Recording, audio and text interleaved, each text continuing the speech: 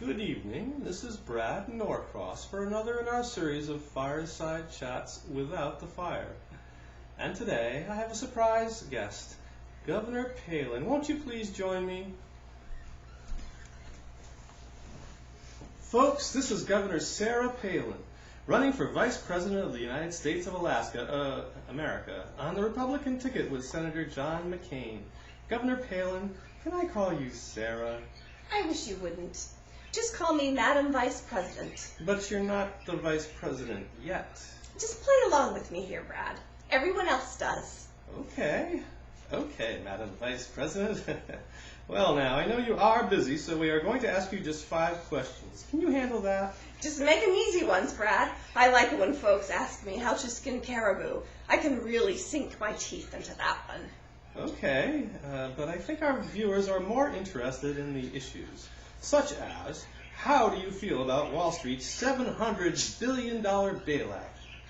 Well, Brad, I'm planning to support the bailout the best way I know how. And here's my plan. I intend to organize the biggest bake sale in the world has ever known. We will get every PTA in the United States to donate hundreds and hundreds of batches of brownies, and we will take sweets to every main street in America. So Main Street will bail out Wall Street, and we'll do it because the hockey mons of the world will band together and put those fat cats on a brownie diet. I figure I'll cut our deficit in half if we can sell 700 million brownies at 50 cents each. I call it Sarah Palin's half-baked bailout plan. Pretty neat. But you'd have to sell 700 billion brownies, Sarah. You were off by just a few zeros. Well, what are a few zeros among friends?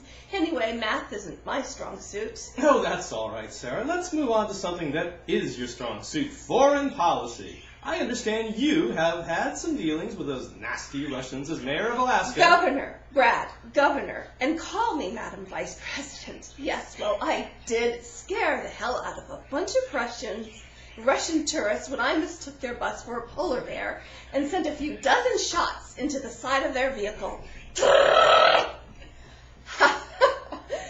I've got a lot of experience dealing with Russians in the foreign policy arena, and I did once read about Africa in a National Geographic article, even though I cut out the pictures of native tribeswomen so the first dude wouldn't get any ideas. Considering you have 5 children, I understand completely. I mean, you are very religious. I hear you think that dinosaurs wandered the earth only a few thousand years ago, at the same time that man wandered the earth. Explain to me, how did that work again?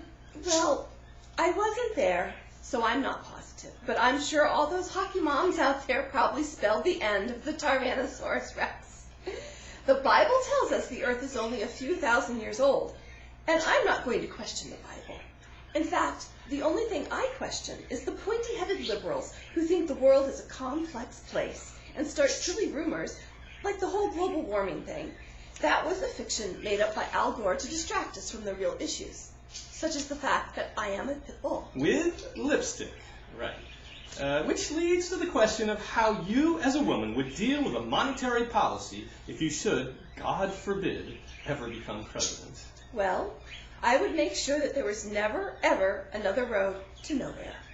Any road we build had better lead somewhere, or it wouldn't get anywhere with me, unless, of course, it leads to a shopping mall. And any money we spend on a road to somewhere would never lead to a library, because someone might be forced to learn something that could open up their mind, and a terrible mind is something no good Republican should waste. After all, he could be the next president of the United States. Or vice president. So, one last question, Madam Vice Chairman. How would you skin a caribou? Brad, I thought you would never ask. Here, let me show you.